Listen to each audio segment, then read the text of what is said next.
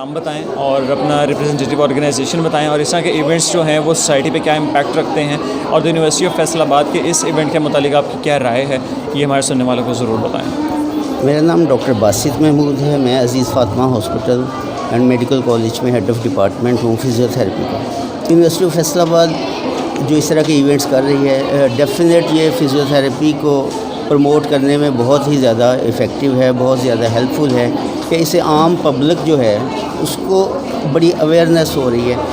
کہ کون سے پیشنٹس، کس طرح کے پیشنٹس جو ہیں انہوں نے فزیو تھراپسٹ کے پاس جانا ہے۔ کچھ تو ڈاکٹر سے ریفرل ہو کے آتے ہیں، اور کچھ اب اس طرح کی اویئرنیس پروگرام سے یہ ہو گیا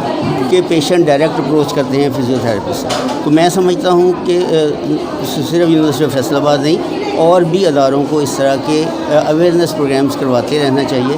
تاکہ یہ پروفیشن کو بوسٹ اپ کرنے کے لیے بہت ہی زیادہ افیکٹو ہوتے ہیں۔ I appreciate university of Faisal آباد کہ انہوں نے یہ انیشیٹو لیا ہے، اور ہمیں اور دوسرے اداروں کو بھی